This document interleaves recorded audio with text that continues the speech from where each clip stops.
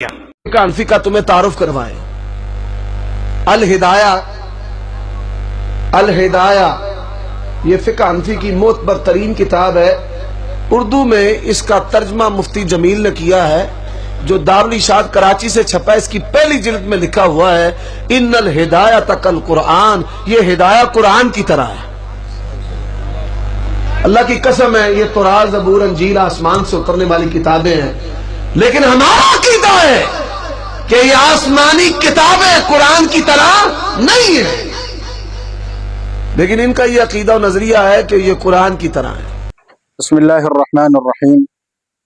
मोहतरम नाज़रीन, ये मुनाज़िर साहब की गुफ्तगू आपने सुनी, जो फ़िक़्ह हनफ़ी की मोतबर तरीन किताब हिदाया उस पर एतराज़ कर रहे हैं, और एतराज़ करते हुए कहता है कि हिदाया के बारे में एक शेर ज़िक्र कर रहे हैं कि इस शेर के अंदर हिदाया को कुरान के बराबर करार दिया गया, और वो शेर इन्नल हिदायत कल कुरान, सिर्फ इतने तक इन्होंने ज़िक्र किया। और फिर कहा है कि तौरात ज़बूर इंजील ये भी कुरान के बराबर नहीं है, तो हिदाया कहाँ पर कुरान के बराबर होगा। हज़रत ने चूँकि बहुत ज़्यादा ख़यानत से काम लिया है और फ़िक़्ह हनफ़ी की दुश्मनी में इतना आगे बढ़ा है कि जिसकी कोई हद नहीं है।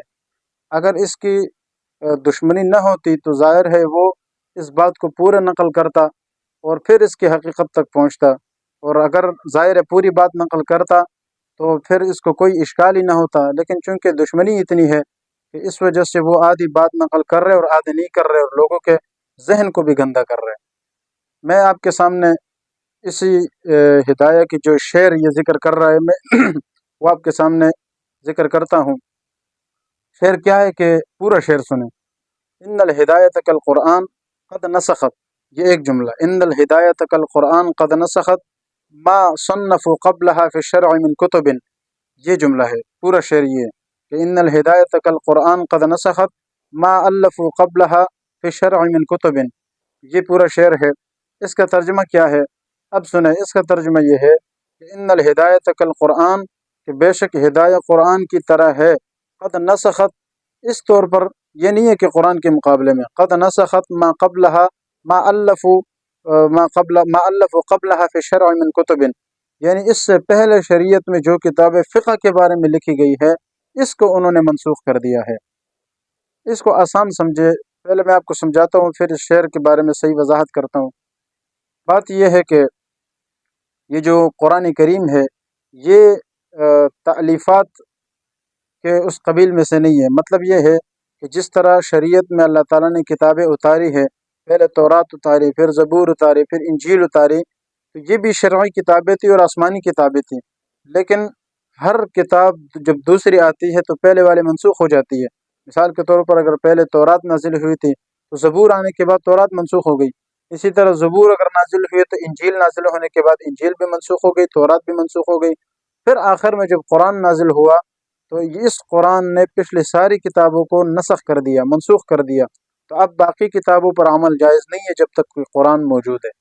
और चूँकि ये जो कुरान है ये तालीफ़ात के कबील से है, मतलब ये कि ये किसी ने लिखी नहीं है बल्कि बराह रास्त अल्लाह ताला ने नाजिल फरमाया है। तो इसलिए ये जो बाकी किताबें हैं इसके लिए कुरान नासिख है और बाकी किताबें मनसूख है। तो कुरान के आने के बाद ये जो कुरान है इसने बाकी सारी पिछली किताबों को मनसूख कर दिया।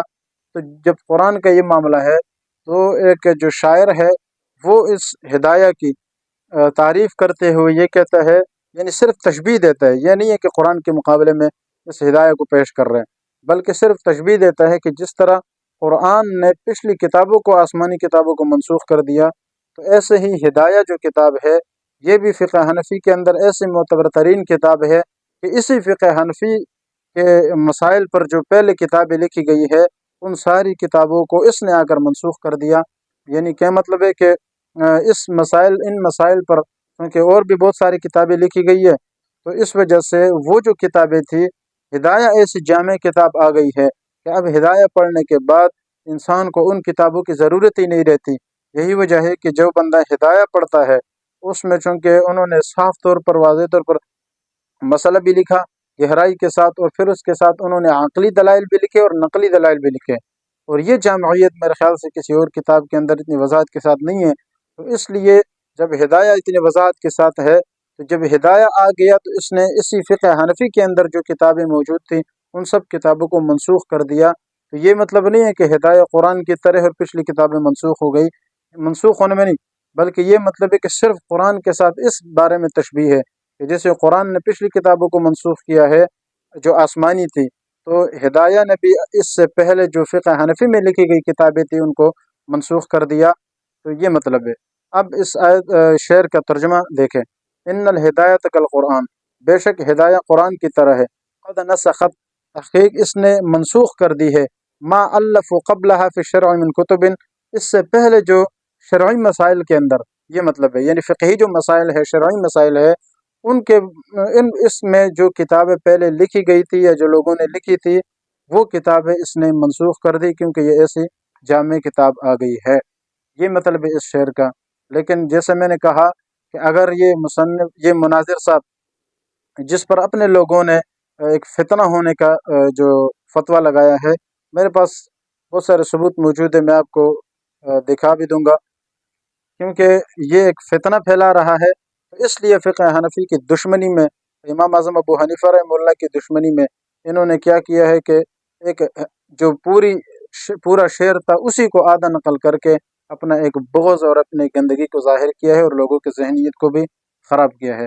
اللہ تعالیٰ سے دعا ہے کہ اللہ تعالیٰ ہمیں ہمیشہ ایسے فتنہ گر لوگوں سے محفوظ رکھے اور صحیح دین پر چلنے کی توفیق عطا فرمائے۔ وآخر دعوانا الحمدللہ رب العالمین۔ يرفع الله الذين آمنوا منكم والذين أوتوا العلم درجات والله بما تعملون خبير۔